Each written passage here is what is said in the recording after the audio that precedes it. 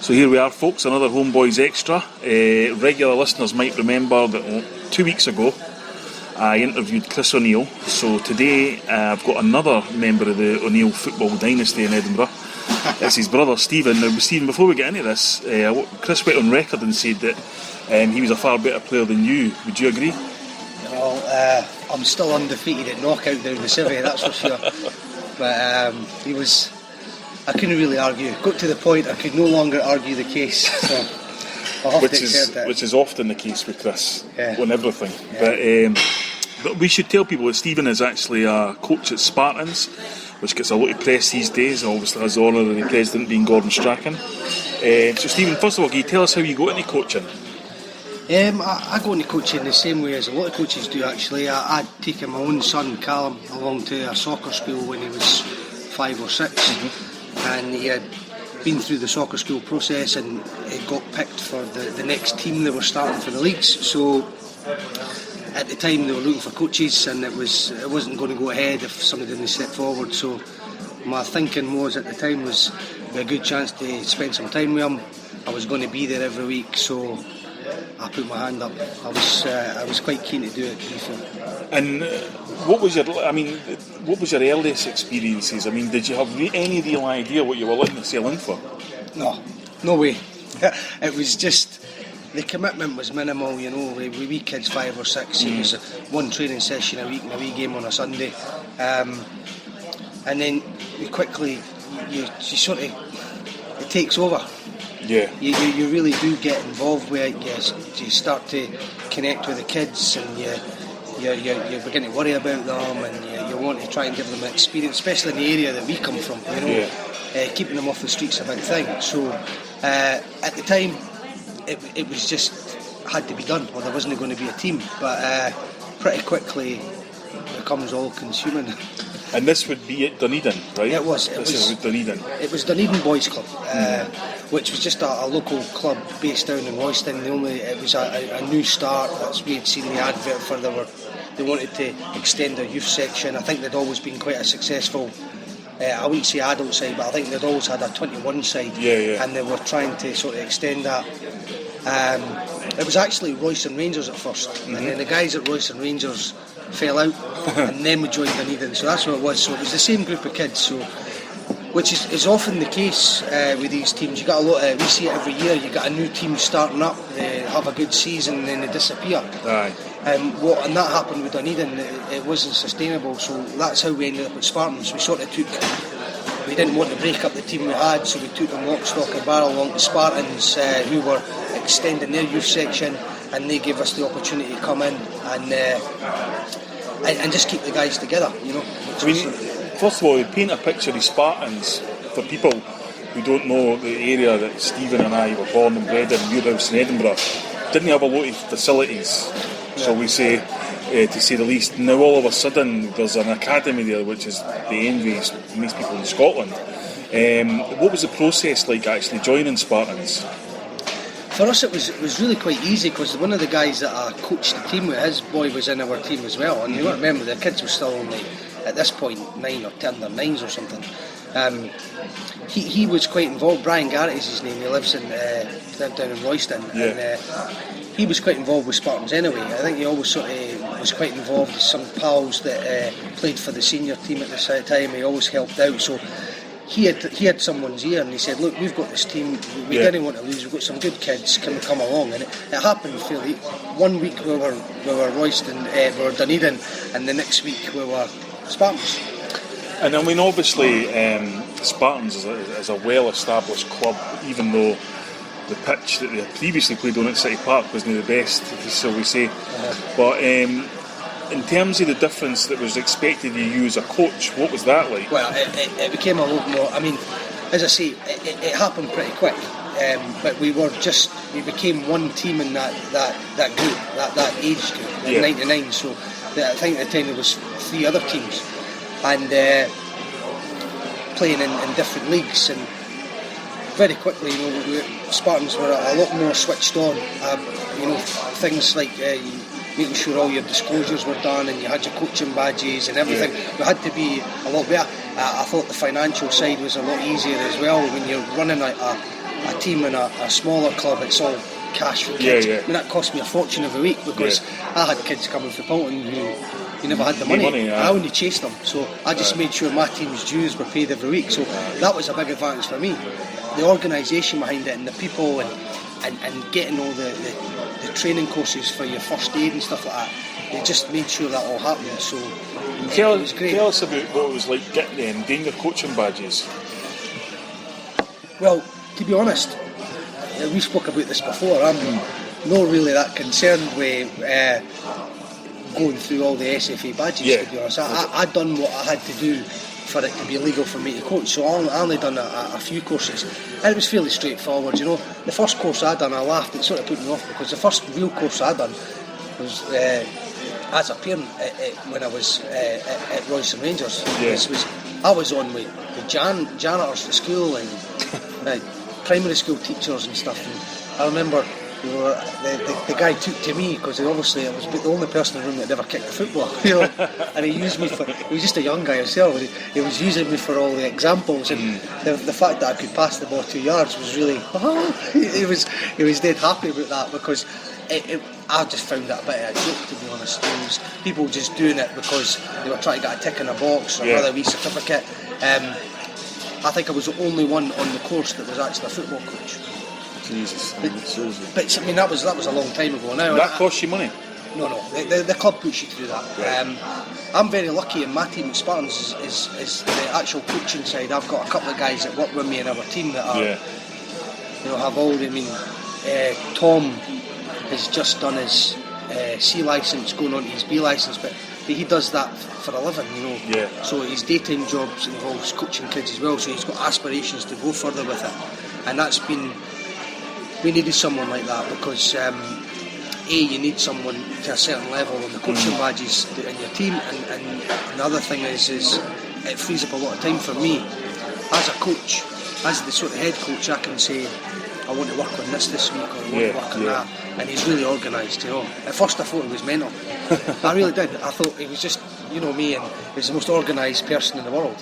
He's sending me Excel spreadsheets and Word documents before every training session saying I'm going to do this, and it's all down to the minute, and he really structured. And I thought it was crazy, but the further we go, I know that the kids we discuss what we want to do in blocks, what we want to work on, and it's obviously as the kids have got older, they're under 17s now, the training becomes more complex, tactical shapes and things like that. We have to work on certain things, and he's been really, really good. So I've got him, and there's another young guy that helps us, Greg, and then me and the other guy Jim Pringle do most of the organising, fundraising and all that sort of stuff. I mean, it's funny you talk about the kind of level of coaching and the detail and all that. One of the things that surprised me was when Celtic played Porto in Seville. I didn't realise this at the time, probably nobody did, but years later I found out that Andre Villas-Boas wrote a 45-page document on our team for Porto. Discussed every single player down to the point where what kind of fouls they look for and all this kind of thing. And I often think, did we do the same about their players? I doubt it. I doubt it very much. But we'll talk about your philosophy and that. But let's talk about your actual team and the success that you started to bring into the club. Okay. We had a lot of success last year. I mean, the fact of the matter is we went a long time with no trophies, and like a lot of teams, that's what makes it so special for me. Is last year we won the Scottish Cup, we won the league, we won 2 domestic cups, we had kids winning the regional trophy for our team, which was fantastic, and it was like a crazy 3 or 4 months where all the cup finals came, and we just couldn't lose. But last year was a culmination of a lot of hard work, and we went through a lot of the things that a lot of teams go through. It says we actually at Spartans we had an idea to stream the talent, and that was a hard process.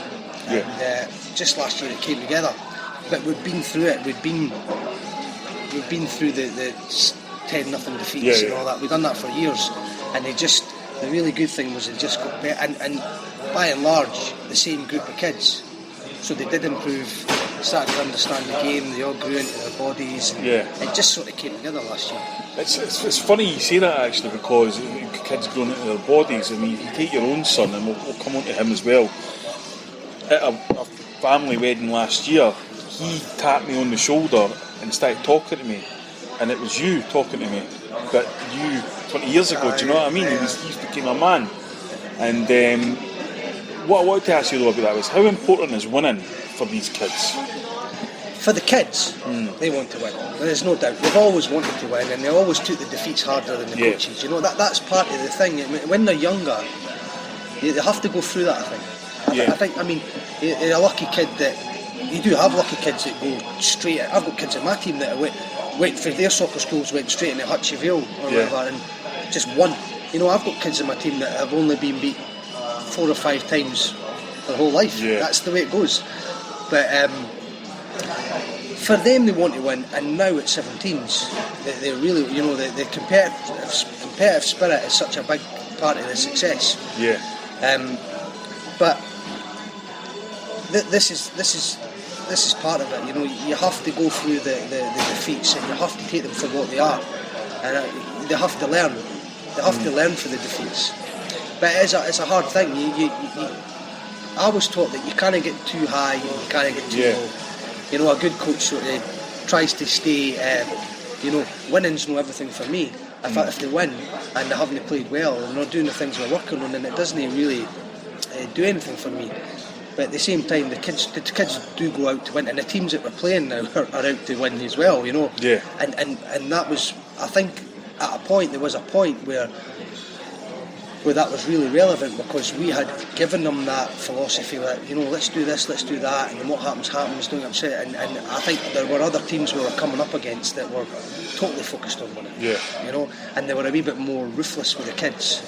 And we were never like that. So it's not the Spartans philosophy. No. You know? So that's it's a balancing act. You know, winning's important. I mean, at the end of the day, we worry about winning tournaments and getting to World Cups or whatever. You know? I mean, it's something it's a hard thing. I know it happens at Spartans a lot, where I know they're trying to teach one thing, but the kids want to win. I mean, that's why they're playing. That's why they keep scoring and all that, and you have to balance it out.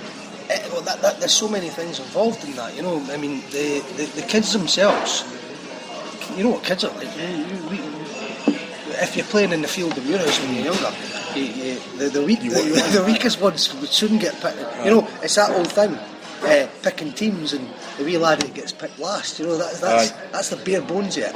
The kids themselves will spot a weak link, and if it's your job as a coach to understand that lad is struggling, he's reached his ceiling, and he's not having an opportunity to flourish. And if the best thing to do for that kid is to take him out of the team and put him to a lower level, he can come back. It's all about game. At that age, it's all about game time and having an opportunity to play. You learn nothing sitting on the bench. You learn nothing if you're on the pitch and you're scared to pass the ball or make a mistake. So it's sort of natural selection, but the natural selection can be, you know, you can counteract it by giving a kid an opportunity to play. It happened with Callum. You know, we talked about the streaming at Spartans. We had 3 teams at our age group, and we had a mixture in each team, and we felt that we should really have a team that, and it's not really to win trophies, it was just about taking the kids with a better ability and letting them play at a higher level. So the idea was we would have a team in each division, each team competing, winning enough games, you know. We didn't want to sweep the board or anything like that. It wasn't really the philosophy, but we wanted to give everybody a level to play at. And that was a really hard process, because you had 3 teams and 3 coaches, and everybody sticking up for their own kids and who's going to take the top team and all this sort of stuff. And a lot of the guys were parents, so we were trying to make it so the kids weren't playing for the parents, and logistically that doesn't work. But the kids themselves accepted the decisions a lot easier than the parents. The 3rd team folded within about 3 weeks because everybody was in the huff. The 2nd team carried on, and the 1st team got to where we wanted to be. But the 2nd team, it was supposed to be a fluid process. If that lad was struggling, drop down for 6 months, you know, play some games.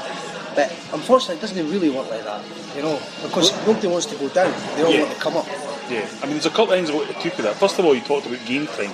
Now, Chris said 2 weeks ago that one of the things that really helped him, that Chris is obviously, you're a couple of years younger than me, Chris is 5 or 6 years younger than us.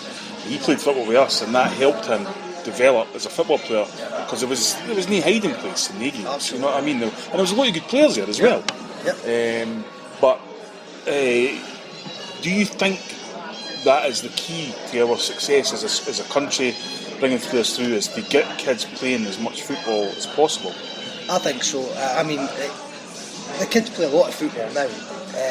The organised games and stuff are great, a lot better than what we had, you know. Yeah. Lots of different tournaments for them to play in. The coaches are pretty proactive with putting them into tournaments and giving them variety opposition. But you touched on it last week as well, is that when you spoke to Chris, I picked up on the fact that you had mentioned that how much football is actually being played. Yeah. My son doesn't play in the street. No. He's been at pro youth, he's played for international select sides. Very rarely will you see him kicking a ball in the street or in the garden. They don't do it. So the high quality training that we give them for 2 hours a week and the match on a Saturday still equates to 3 or 4 hours. So we do that in an afternoon, every afternoon. Yeah, absolutely. And I mean, and the natural skill that you pick up for that, you know, that's where you hone that. Yeah. The kids, and we've got a mix of kids. We've got a mix of kids at Spartans, you know, for backgrounds. You know, we've always been classed as the posh team in Edinburgh. We do have lots of kids that go to Heriots and the Edinburgh Academy and all that sort of stuff. But we also have a mixture of the kids for Paul and Muirhouse, and it's an unfortunate.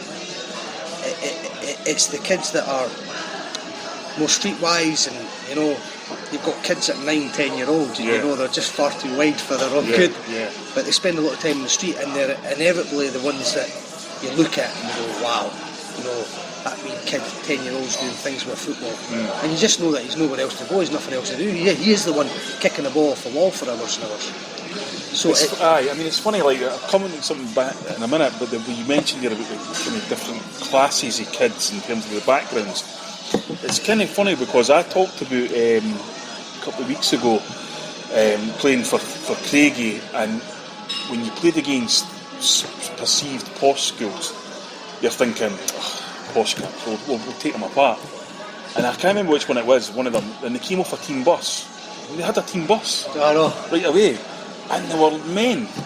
We were all skinny wee laddies that were probably undernourished and all that, and they came out like men and wiped the floor with you. But do you think the wide football's going, and this is something that's been swallowing about for a while, the kind of games that you're talking about and the levels you're talking about is becoming a bit middle class just because you need a car and you need to go places and things? It is a problem, you know. There is a fairly good mix, you know, but what you'll find is the bigger teams, horrible to say this, the Spartans, the Tynecastles, the Hutchinson Vales, they will attract the better players for different areas. You have a bigger choice. Whereas if you're playing Musselburgh, who are a very good side, by the way, knocked us out the Scottish Cup last week, you know, they're one of the very few teams to beat us, but maybe their pool is Musselburgh. Yeah. So you'll get the Musselburgh kids, whereas and you'll get these focused areas. But the bigger sides, we've always had kids from all over, and I suppose the harsh reality is if you've got your kid at Edinburgh Academy, you do want your kid goes to pub sport club, you know. You know, is that fair to say? Well, no, I think it is. I mean, I think whatever anybody thinks, and you've seen it from sort of both sides of the track, is that people didn't come to Muirhouse. They don't. For what reason? Nobody travels on a bus to come and play in Muirhouse. No, we don't even have a team in Muirhouse. I mean, Craig Royston. I remember, Christ, what was I around 41? Probably 30 years ago, travelling on a bus, a 14 or something, with guys from my area to play a game in Greendykes, which might have well been the Moon. You know what I mean? Go up there, and everybody, and half the people went there tooled up. You know what I mean? Because you're thinking. But and another thing I want to talk about, we touched on it, was the parents. Now, I'm a parent, my son plays for Spartans, I've seen it It's an absolute nightmare, isn't it? I mean, they are an absolute nightmare, and I know you can't say too much, but No, I can. I mean, my philosophy is I have to give you, the coach, the same respect I give a school teacher. You're entrusted. I'm entrusting you with my son, but they're just a lot of parents are screaming, ranting, raving. We've had experiences all over Scotland that just turns your blood cold. You know. Can you share a few? I don't know. It's difficult. I mean, wherever you go, there's always one. I mean, I'm quite lucky, to be fair. The parents I've got in my group are pretty good. Yeah. A, because we win most of the time, and B, because we wouldn't allow it to happen. I've got no problem saying you're not helping the team. Shut your mouth, you're making it worse. Yeah. We've always had the philosophy as well as we've tried to teach the kids, especially at the age, and the parents, that the referee is something that can be played as well. I don't mean that in a bad way. But if we're screaming at the referee for bad decisions or whatever, it just makes it worse. Subconsciously, that referee's gone, these guys are a bunch of fucking idiots, you know. So we always drum that into the kids. You know, be polite, accept the decisions. If something has to be argued against, I'll argue it. So, other than a really bad tackle and there's a reaction, we don't really get it. But we have come across it. I mean, maybe some people would say our team were the same, but we've come across it all over. We played a big game in the Scottish Cup last year through in Glasgow, and I've never seen anything like it. Yeah. I genuinely felt scared, you know. Yeah. I genuinely felt scared. No, I've seen that for the kids, and I don't know. It seems to be accepted in some places. You know, it depends on the coach. I think the coach leads that. I think the coach leads that attitude. Yeah. If a coach is an effer and a blinder and running up the touchline screaming, shouting at kids, you know, you see the way they treat some of the kids, dragging them off the park if they make a mistake or something like that, and it does happen. You know, if you do get those types. We played in the Glasgow City Cup 2 years in the trot. It's a great big tournament, really big tournament, but it's a good pre-season one. It's 3 days and you play 3 games, 3 games a day, and it's really good quality teams that go there. It's age groups all over. It's in Paisley, I think it's Renfrew, Kings Park. Right, Renfrew, so it's a big city. There's pitches, games all over the place. It's great, but it's fighting everywhere. You know, there's fighting everywhere. People with prams running on the pitch, shouting at each other. I just didn't think it's worth that, getting that upset. And if I know that if my parents will be laughing because I do sometimes get angry, you know. But you listen to this. But if I lead the touchline like that, and I let the other coaches in my team act like that, the kids think they can act like that, the parents can think they can act like that, and all that happens is you have the other touchline screaming, shouting back at you. Now we've had our moments. Yeah, every team has, but it has to be driven for the Spartans wouldn't allow it either, really. Yeah. But some of the parents need it's the whole thing. A lot of the parents are playing their games through the kids. Yeah. Talked about streaming and the quality of the kids. The kids accepted it. They can see that I'm Johnny, I'm as good as Jimmy, but I'm not as good as Bob. I'll go on that team. I'm fine with that. Parents just they can't accept it. You know, And now that ours are 17, I don't really have that much contact with the parents now. You know, the kids are all the communication's done with the kids themselves. They're young men now, so. But I've always said we've been lucky with our squad. We have been in places, you know. But you obviously, you said yourself you're a parent, you're a coach, and your own son has been very successful as a player, and he's dabbled with some of the bigger clubs and that as well. I mean, can you tell the sort of experiences he's had, getting picked up by Hearts, things like that? I mean, good or bad? Or with Callum, Callum was one of these players that we talk, you know, where you sort of grow into it. Mm-hmm. Callum, when we done that streaming process, Callum never made the first team at Spartans. Yeah. Instead of going on a half, he got his head down, he played more football. It was a perfect example of how it works. He got his head down, he got more game time, and he just got his confidence. And within 6 months he was in the first team at Spartans, and within 3 months he was at Hearts. Yeah.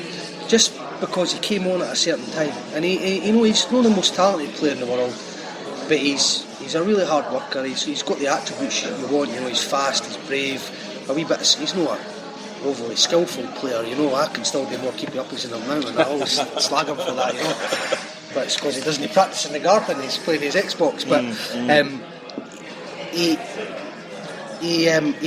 he's got a great wee spirit, you know. He really, you know that when you put him on the pitch, he's given 100%, and he just had a 6-month period where he just really came on, started to show up, and a couple of scouts came to look at him, and the next thing you know, he's training at Hearts, and then they signed him, and he went into that process.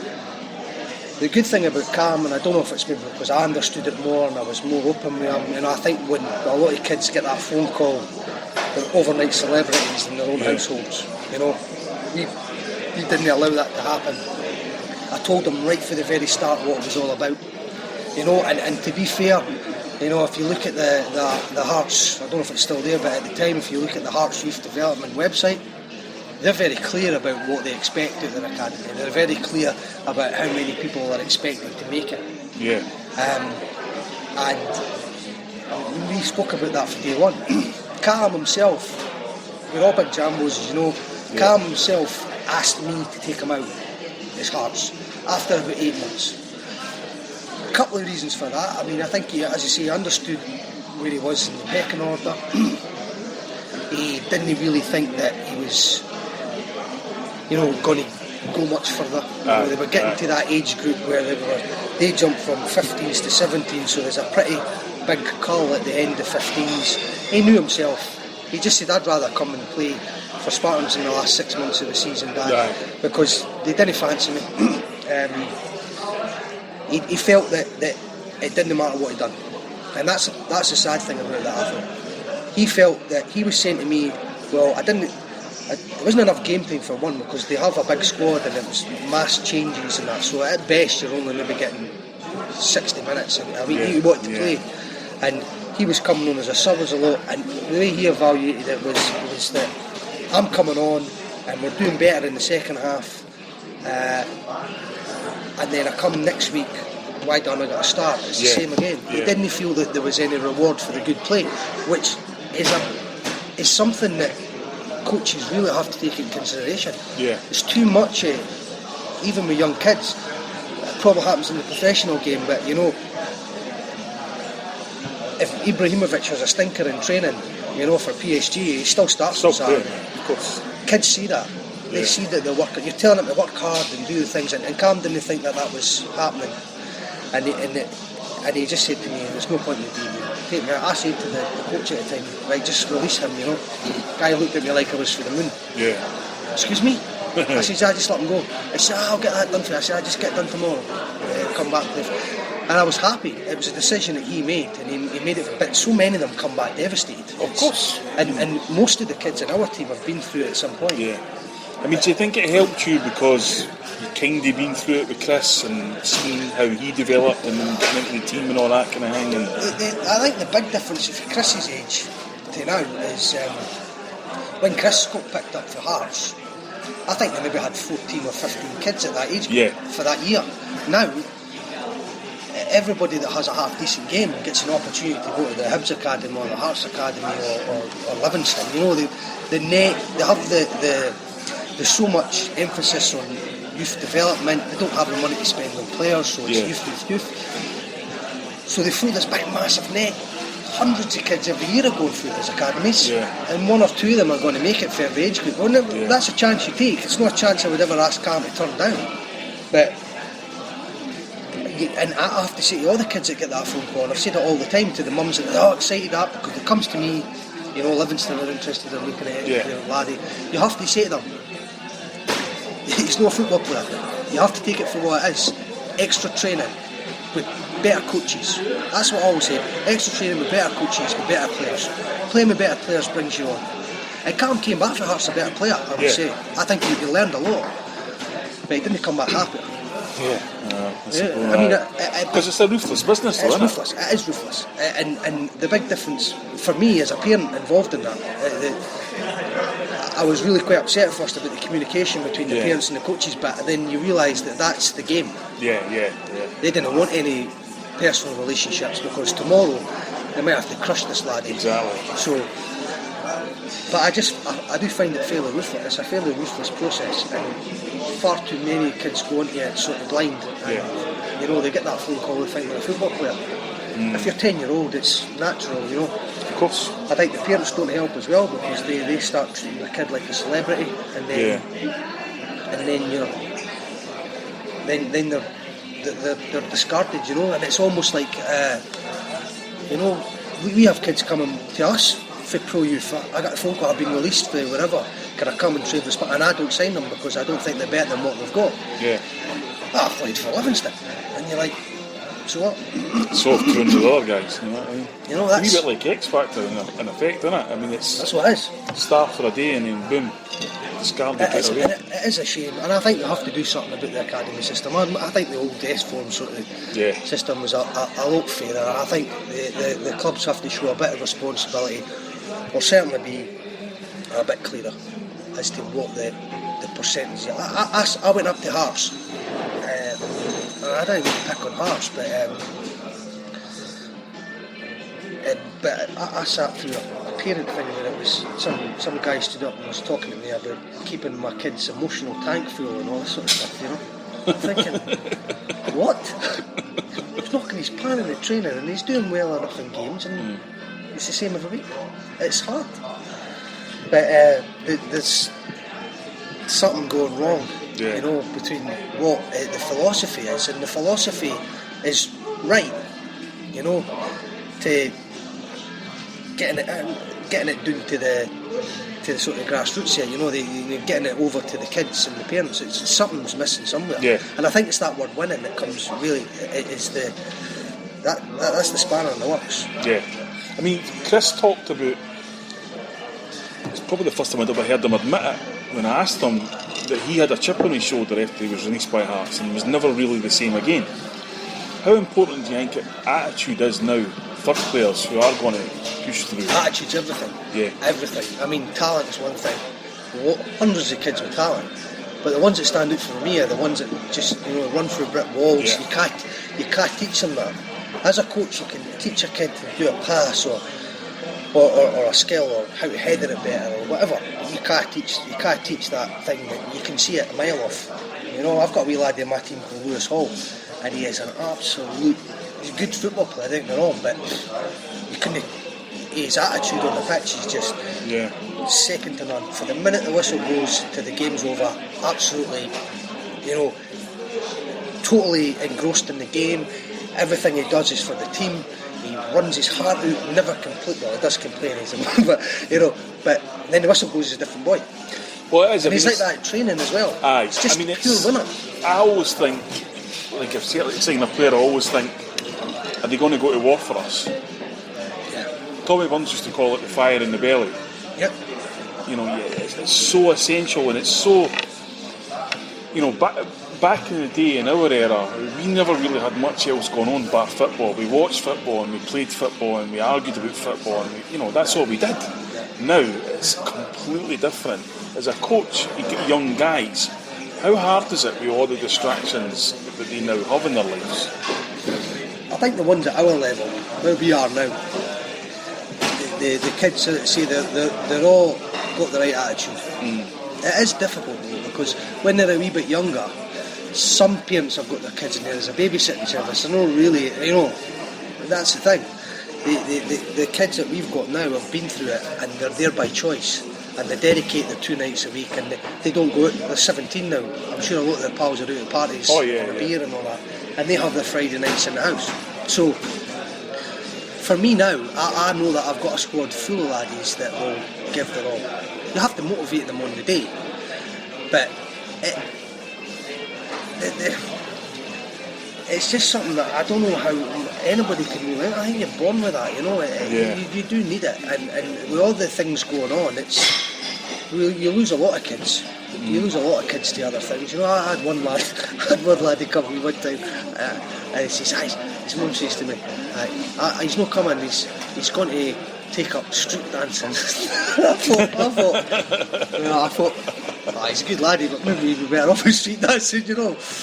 What can you say to that? I mean, it's funny, like... He's complaining 1 week about not getting a game, and the next week he's street dancing. It's funny you mention that because... Hip hop. And, Anywhere I've went and met new people, different backgrounds, cultures, whatever, And so what are you interested in? It's kind of like, well, beer and football and women, and that's really it. You always go and I'll see, like, when we were brought up, if you had some diverse interest, like, you'd have been killed. Yeah, exactly. You know what I mean? You're a dead man. Maybe they would have stood for that. It just wouldn't have happened. And it's, as I say, now it's totally different. And even my son James played with Spartans a couple of weeks ago. They never had a game because there was 6 players on holiday abroad. Like, what? That's a Spartans thing, though. Aye, like, you're skiing. You know, the idea of going abroad, when you're a family holiday abroad when you were young, there was no chance, you know what I mean? I know. But let's talk about Scottish football in general. I mean, you're a big Scotland international fan. Yeah, well, what about the last campaign? I think there's progress made. You know, it must be said that the last few years, as the kids' football takes up more time, I haven't really been. I sort of watch them from the outside. I've not been to as many Hearts games as I once did. We're now playing a Saturday, so it's difficult. And the international games, certainly haven't been. But I obviously watch them all. You know, I do all the travelling and work, but I think Strachan's made good progress. I genuinely think there was we were unlucky in a lot of those games. In the game, I think we should have beat Georgia away. That's the biggie, but that's the kind of game we lose. But I think we've got quite a strong team. I'm certainly happy with Strachan and his coaching staff, because I wasn't too pleased with what went on before it, to be honest. A couple of duds, I think. I felt more engaged with the Scotland team. Probably I was really quite fanatic about it during McLeish's era, which I loved, and then it sort of went downhill. A couple of bad choices and the wrong people for the job, and really I don't think we had the players, but I think we've got quite a good squad now. I don't think we're too far away. We just need to go that wee bit further. That's the thing, you know. We could be saying the same thing in 4 years' time. I don't know if we need an overhaul again. I think the first thing about it is, I think the problem with Scotland always is, you know, you can say all the progress thing, and then you could lose the first 2 games of the next qualifier, and suddenly it's all over again, and it's back to square one. But the thing we talked about, the wee edge, do you think that Martin O'Neill was able to get more out of ordinary players than Strachan does, and that's how they managed to squeak over the line? Well, you probably know better than that with me, but you've experienced them both with Celtic, you know. But I mean, I've always thought that Martin O'Neill. I've always liked Martin O'Neill. I always think the way you only hear him in interviews, but I find him quite inspirational.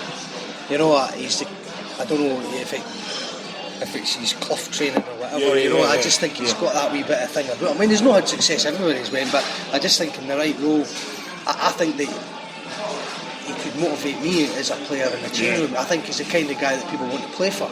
And I'm not saying that Strachan's no, but you know, I thought we were better in Ireland for the whole campaign. No, I think I mean, right. even in play, you know, I think that's the fine lines. I think there's a certain amount of luck involved, you know, as well. I think we played some good football, better than what they produced. And if we had beat Georgia and we'd been in that playoff, I think we'd beat Bosnia as well, you know. But I think individually Scotland have got better players, but Ireland just seem to have that. I think where Strachan went wrong is towards the end in the hard games. I think he made some. The only doubt about him was he made some strange decisions, you know, like bringing Hanley on when it's desperate. I need a striker to come on. Everybody's screaming, "Keep Griffiths again," you know. And that's my jambo. You know how I feel about Griffiths. No, I know. But I think he should have started. Well, it seems to be a Scottish thing that we do, where you go into games needing goals, and you've got a guy who's scoring every week, and we'll just leave him on the bench. But the other thing that I don't know. I mean, you're not seeing him in training, and you don't know. I mean, I think being a coach and having quite a successful team myself, you know that sometimes I'll pick the players that I can guarantee I'm going to get a level. Do you know what I mean? You've got players in your squad that are capable of that wee bit genius, and you take the chance. And more often than not, you do take the chance because you're letting down the other. You can't afford at that level to be carrying somebody on a bad game. So I think that's maybe what's influenced Stratton. But I think he made some strange subs and stuff, and he maybe panicked a wee bit for a wee period of time. But I think all in all, we're in pretty good shape. I think, and it's the group for the World Cup's doable. I think certainly we're not expecting us to beat England, but well, no. But I think we could I don't know, is it straight through second place or is it playoffs? I think it is, but I don't think there's any third place thing this time. I think. But I do think the England game at Celtic Park last year was a bit of a wake-up call for a few people, I think, because they were miles ahead. You know what I mean? And so it's not a great England team. But tell me about, obviously you're a Hearts supporter. How have Hearts been able to win the league last year, the Championship, and now they're second in the? Why do you think that is in the top league? I think for me, I know there's a lot of new players in the team, but I think what some of those young kids went through the season we went down was probably the best thing that had ever happened. Talk about game time and growing and understanding, you know. I think once the pressure was off and we were relegated, we started to see an improvement right away. You know, some decent results and winning's a habit, losing's a habit. Last year in the Championship, they done, I think, even me. And again, it's just the name. I didn't expect us to beat Rangers last year and come up first. I really didn't, because Rangers are Rangers and Hearts are Hearts. But the further the season went, the more I realised that we're better than them. You know, they're not very good. And, probably because Rangers aren't the Rangers. Yeah, but Rangers should have done what Hearts done. You know, I think Hearts were prepared to stay in that division another year, and they decided to go with, if they had to. They decided to go with what they had. We had to go with what they had. Well, I mean, it's funny you say that, because I know for a fact, and we obviously never released this at the time, but I know for a fact that Hibs budgeted for 2 years in the Championship. Like, you have to. And look at them now. Huh? You know what I mean? They're much better prepared to go up this year than they were last year, even though they almost did. But they better just hope that they get first place, because there's no way Hibs will win a playoff. I'll say that now. There's no way. I just don't believe that they've got they're good enough. You know what's going to happen? They're going to get the playoffs against Mix, who's done United. Well, win the first leg 2-0, and then they have a party, and they forget that it was 2 legs. I'm only joking, but the Hearts, I think they've done the right things, and this year, the reason they're doing so well, I don't really think there's. I think out with maybe Celtic and Aberdeen, who I would say were both better than Hearts. I don't think anybody's any better than us. I agree. That's kind of where I was going with that. That's the gulf there. There's no really a good side in Hearts. I mean, you know, having 16,000 at Tynecastle is a huge advantage. Yeah. Having Lavinia, whatever you think about him in the background, is a huge advantage. And just, I think Hearts, a lot of Hearts fans do have a sense of entitlement, in the sense that they didn't belong in the Championship and they belong. Well, we certainly think we're a Premier League team. I mean, that's where we deserve to be. You know, I think we had sort of cemented our position as the best out with Rangers and Celtic. I think we were all comfortable in that spot. We were looking to try and get in between years. But we should be in the Premier League. You know, we're a big club with a big history, but that's not always enough. You know, you have to produce. Look at Leeds. You know, look at the teams in England. Look at that Championship in England. Yeah. Some of the teams that are in it, and the way they have been, and what you expect them. You have to produce on the pitch. Yeah, you have to produce on the pitch. It's simple as that. Otherwise, it means nothing. Yeah, true. A couple of things to wind things up. I mean, obviously, we're talking about Gordon Strachan. He's the honorary president of Spartans. Mm-hmm. You ever had any interaction with him there? I've seen him strolling about the training park a couple of times. I've seen him down there a few times, but never gave him any tips or that. No, I just. But you can. He went to Silver, I went to Muirhouse. Well, that's the thing. I was just going to say that's exactly what I was just going to say. Silver News boy. Forget Israel and Palestine. That was the rivalry. But you can coming from Muirhouse. And I said the same to Chris, the same to me. You can see Muirhouse in Gordon Strachan. Aye. Sarcasm and he doesn't take any, you know. Yeah, and a lot of people didn't like that. A lot of Celtic fans couldn't take to that. But I could recognise it, because that's go for a pint in the Gunner. That's what everybody's like, you know what I mean? Or yeah, I know. You're sort of bred into it, you know. You have to have that sort of attitude to there, or you're going to get anywhere in life, you know. It's about seeing people coming, you know. You get honed in on people straight away, and you're already thinking about what they're trying to get at. You know, question's not always a question, and Strachan always got that. Strachan sort of knew. He knows that people are trying to set him up for that snooker player, isn't it? He's set up for that. Shots ahead. Exactly, and they're trying to set him up for that soundbite that you will be on Sky Sports for the next 3 days. You know, so I always like that about him. You know. But he was like that as a player as well. That's I had more interaction when I was at Craig Royce. He used to come back as a Man United player. I know, he did, and he'd done a lot for Craig Royce. But were you no part of a thing that interviewed him? I did. That was years ago. Christ, I forgot. He came back and gave us strips, and we done an interview that day. And my team actually, when I played for Tottenham, we went down to Old Trafford as his guests, and that was something that I'll never ever forget. He did do a lot. I mean, he did. Oh, seriously, he did do a lot for the area, and he did keep coming back. He didn't just go right. It's about aspiration for the kids, to see somebody. It's brave to say Gordon Strachan went to Craig Royston and played for Man United, and it can happen, that's the kids need these kinds of people because absolutely. too often, and it's not, we're talking about Muirhouse and Bolton and that because that's where we come from, but it's the same everywhere. So many kids didn't look beyond their scheme. They're 10-year-old or 15-year-old and they're resigned to be in there the rest of their life. I mean, I can remember the days when going over to Chippy was an adventure because that was like a different area of the area. That's a really good thing about Spartans, actually. Bringing it back to Spartans. The really, really good thing is, see my boy Cam now, he can go anywhere. He's got friends in Leith, he's got friends in Southside. This is the Twitter and the Facebook and they all know each other. So I remember going to my granny's that lived in Bolton and I thought, I'm going to get them in here. Go see your granny, go and take that to your granny. I'm thinking, expedition or jump through back greens, because that's a road separating two areas, and that doesn't happen. I don't think that happens anymore. I mean, I'm sure the police would say they have their moments, but I don't think that happens anymore. I know that my son can go anywhere, and he doesn't have that, and that's a good thing. And that's what community football brings. Exactly how it should be. And finally, I asked Chris, I'll ask you the same. Do you think your brothers have held you back this life? No, I think they'll probably say I've held them back, to be fair. No. What, even Chris? I try not to get involved with them, to be honest. I just try to stay as far clear of them as possible, especially Chris. You can't say fairer than that, folks. Thanks, Stephen, for his time. Some good insight in the Spartans there. Background noise was provided to you by Platform 5 at Haymarket in Edinburgh. This was a HomeBhoys Xtra for Haymarket Media, and we'll see you again soon.